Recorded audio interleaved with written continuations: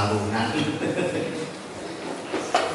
Tadi saya mencoba untuk cari bikin yang hangat-hangat tapi belum sempat, akhirnya terus ya kita harus segera ke gereja. Mudah-mudahan firman Tuhan menghangatkan kita meskipun kita agak akademik sedikit Bapak Ibu. Firman Tuhan pada pagi hari ini, di dalam bacaan kita pada pagi hari ini, Matius 4 ayat 12 sampai 23 ini diberi tema panggilan menjadi terang. Kita sebagai orang beriman, sebagai orang Kristen sudah tahu bahwa yang namanya terang itu seperti apa.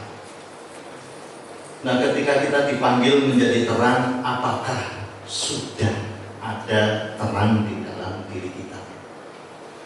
Sudah atau belum? Sudah ada terang di dalam diri kita?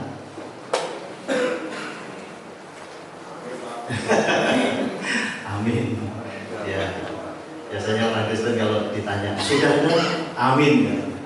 Cuma nanti kenyataannya bagaimana proses. Firman ini menjadi penting karena ini berkaitan dengan hidup kita, keselamatan kita, kehidupan yang kekal. Oleh karena itu di dalam ayat 16 dan ayat 17 tadi, bangsa yang diam dalam kegelapan telah melihat terang yang besar, dan bagi mereka yang diam di negeri yang dinaungi maut telah terbit terang. Berarti terangnya telah terbit. Sudah terbit di dalam diri kita. Bapak Ibu, ayat 16 ini sebenarnya bukan ayat yang baru, karena ayat ini adalah kutipan dari nubuatan Nabi Yesaya. Yesaya 9 ayat 1, bangsa yang berjalan di dalam kegelapan telah melihat terang yang besar. Mereka yang diam di negeri kekelaman, atasnya terang telah bersinar. Ketika saya membaca di dalam kitab Nabi Yesaya, apakah pada zaman Nabi Yesaya pada waktu itu terangnya sudah terbit atau belum? Kita lihat di dalam Yesaya 9 ayat 1.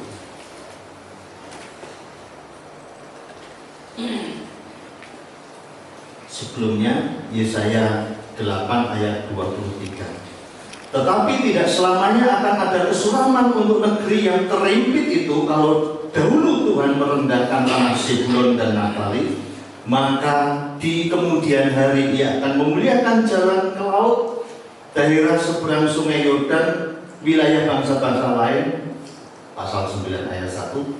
Bangsa yang berjalan di dalam kegelapan telah melihat terang yang besar. Mereka yang diam di negeri kekelaman, atasnya terang telah bersinar. Sudah atau belum? Dalam pasal 8 ayat 23 tadi, maka di kemudian hari. Sudah atau belum? Belum.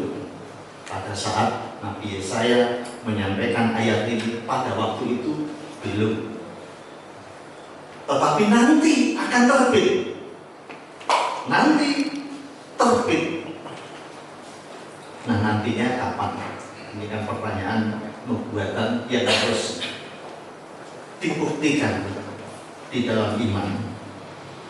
Oleh karena itu di dalam Injil Matius pasal 4 ayat 16 tadi, ketika dikatakan bahwa bangsa yang diam di dalam kegelapan telah melihat terang yang besar, dan bagi mereka yang diam di negeri yang dinaungi maut telah terbit terang, maka saat ini telah terjadi. Ketika Injil Matius ini ditulis atau disampaikan, di mana itu kita sudah mengimani, kita sudah merayakan di dalam Yesus Kristus. Terangnya telah terbit, terangnya telah bersinar nyata. Mulai dari saat dikandung dari Roh Kudus, mulai dari saat kelahiran dan disaksikan oleh para gembala, ketika Yesus melakukan banyak mujizat, ketika Ia membangkitkan orang mati, ketika Dia bangkit dari kematiannya, ketika Dia naik ke surga duduk di sebelah kanan Allah Bapa, semuanya membuktikan bahwa terang itu telah ada di dalam diri Yesus Kristus. Nah, sekarang Yesus mengajak kepada semua orang, mulai dari murid-muridnya, tadi siapa tadi? Andreas, Simon Petrus, dan bapaknya Pak Zebedeus, dan mereka datang bersama-sama mengikuti Yesus di dalam kesehariannya. Lalu Yesus mengajak yang lainnya, bertobatlah sebab kerajaan surga sudah dekat. Masuk di dalam terang kasih Allah, masuk di dalam terang kemuliaan Allah. Cara yang terbaik adalah bertobat. Cara yang paling berkenan di hadapan Allah adalah bertobat. Karena apa? Ketika orang masih menyombongkan diri dan mengaku dirinya hebat, baik, benar, berjasa, ternyata semuanya itu justru tidak berkenan di hadapan Allah. Karena apa? Karena kecongkaan itu pada dasarnya adalah menutupi kesalahan dan dosa. Dan dosa itu sama sekali tidak akan mungkin berkenan di hadapan Allah. Sama sekali. Jadi ketika seseorang mengaku dirinya benar, maka firman Tuhan mengatakan, kamu dusta. Tidak mungkin di hadapan Allah kamu bisa mengaku aku benar. Jadi kalau ada seseorang mengaku aku benar, paling benar, maka di hadapan Allah dusta besar kamu. Oleh karena itu, cara yang terbaik, cara yang paling benar untuk datang menghadap hadirat Allah adalah bertobat. Pertobatan yang paling benar itu pertobatan yang sampai delosor, menangis, minta ampun di hadapan Allah. Karena segala yang kita perbuat banyak kesalahan dan dosanya. Tidak ada yang bisa kita banggakan di hadapan Allah. Nangis, geru-geru, sampai delosor, supaya kerajaan Allah itu datang, supaya roh kemuliaan Allah itu datang untuk menyambut terang kasih Allah. Cara yang terbaik adalah bertobat. Tidak ada cara yang lebih baik selain bertobat. Oleh karena itu, Bapak Ibu Saudara yang dikasihi oleh Tuhan, ketika Yesus menyatakan terang itu di dalam dirinya, maka Yesus bersabda, akulah terang dunia. Di dalam Yohanes 8 ayat 12, Yesus berkata kepada banyak orang, akulah terang dunia. Barang siapa mengikut aku, ia tidak akan berjalan di dalam kegelapan, melainkan ia akan mempunyai terang hidup. Jadi ketika seseorang berjalan di dalam Yesus Kristus, dia tidak akan berjalan di dalam kegelapan, karena ia mempunyai, ia memiliki terang itu ada di dalam dirinya karena imannya kepada Yesus Kristus. Sehingga terang itu ada di dalam hidup orang yang beriman, orang yang percaya, orang yang sudah sungguh-sungguh bertobat di hadapan Allah. Terang itu ada di dalam dirinya dan bercahaya di dalam dirinya. Ia tidak hanya cuma ngomong tentang terang, tetapi terang itu sungguh-sungguh nyata bercahaya di dalam dirinya. Buktinya apa? Buktinya adalah ketika hidup seseorang menghasilkan buah-buah kasih, itu adalah bukti bahwa terang itu sudah ada di dalam hidup seseorang. Tetapi sebaliknya ketika hidupnya itu masih dipenuhi dengan perbuatan-perbuatan daging, maka hidupnya masih dikuasai oleh kuasa kegelapan. Bapak Ibu sudah hafal perbuatan-perbuatan daging di dalam Galatia pasal 5. Silakan baca sendiri. Boleh ditambah, itu kan hanya daftar saja. Nanti kalau ditambah banyak sekali. Dan di dalam ayat tadi dikatakan bahwa Allah adalah terang. Di dalam Dia tidak ada sama sekali kegelapan. Tidak mungkin di dalam diri Allah ada kegelapan. Karena kuasa kegelapan, minggu yang kemarin kita membaca ayatnya, itu berasal dari iblis. Masih ingat Bapak Ibu minggu yang lalu? Kuasa kegelapan itu berasal dari iblis. Hasilnya adalah perbuatan-perbuatan daging. Oleh karena itu segala perbuatan daging berarti dia masih di dalam kuasa kegelapan. Dan kuasa kegelapan itu berasal dari iblis. Tidak mungkin surga itu diisi dengan kegelapan. Tidak mungkin surga itu diisi dengan perbuatan daging. Tidak mungkin surga itu diisi dengan dosa. Tidak mungkin. Surga hanya bisa ditempati dengan terang. Surga hanya bisa ditempati dengan kasih, kemuliaan. Dan itu berasal dari Bapa surga.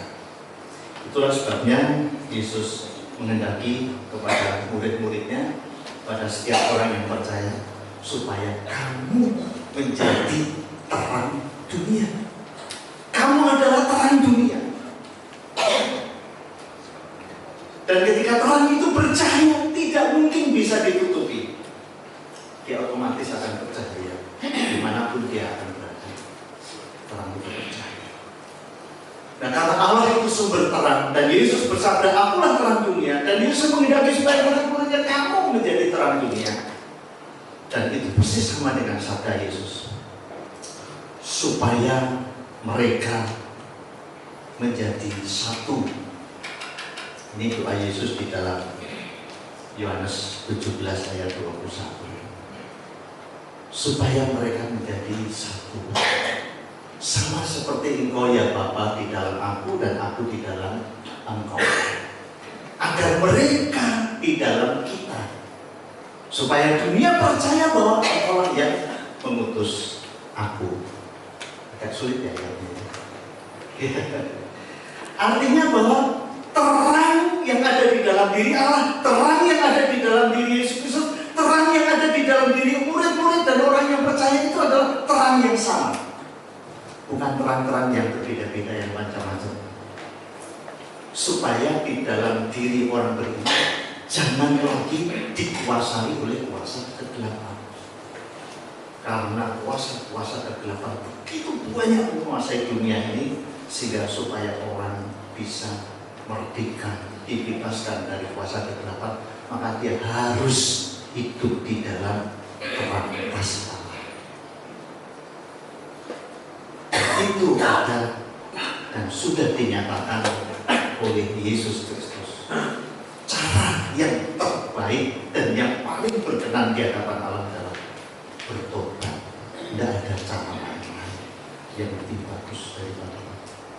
Satu-satunya cara untuk menerima terang kasih Allah adalah bertobat. Semua tokoh di dalam Alkitab, tertulis di dalam Alkitab, dia menjadi catatan sejarah iman di dalam Alkitab. Semua oleh karena dia bertobat. Silakan siapa? Yakub yang mulai banyak menipu, akhirnya bertobat. Raja Daud yang begitu hebat berkuasa karena mengambil siapa itu? Uria, suaminya Bathsheba. Begitu dia ditegur oleh Nabi Nathan, sadar, nangis gerut-gerut bertobat. Siapa lagi? Saulus yang banyak menganiaya dan memenjarakan, mengizinkan pembunuhan terhadap orang Kristen, begitu ditangkap oleh Kristus, bertobat. Semua tokoh di dalam Alkitab yang dicatat oleh Alkitab yang menjadi tokoh rohani besar di dalam Alkitab. Dia hidupnya oleh karena pertobatan, bukan dengan menyombongkan diri, bukan dengan membanggakan diri. Tidak ada. Sejarah Alkitab mencatat orang yang membanggakan diri menjadi tokoh, tidak ada. Menjadi sejarah di dalam Alkitab. Nah, oleh karena itu Bapak Ibu dan saudara yang dikasihi Tuhan, mari kita datang di dalam Yesus Kristus dengan segala penyesalan dan pertobatan hidup kita, supaya langit terbuka, Roh Kudus turun, dan Roh Kudus tinggal di dalam diri kita, dan bahkan segala keperluan Allah berkenan ada di dalam diri kita. Itu perjalanan rohani seseorang itu seperti itu. Dimulai dari langit terbuka, lalu Roh itu turun, Roh itu tinggal diam di dalam diri kita, sehingga lalu segala kepenuhan Allah berkenan diam di dalam dia. Plero, dia disempurnakan di dalam Yesus Kristus. Plero, kepenuhan Allah, supaya terangnya itu nyata. Terangnya itu bukan hanya sekedar ngomong, bukan hanya sekedar khotbah, tapi terangnya itu betul-betul bercahaya di dalam diri kita. Buktinya apa? Buktinya adalah buah-buah kasih. Amin, Bapak Ibu. Mari kita berdoa bersama. Bapa di dalam surga, terima kasih kami mengucap syukur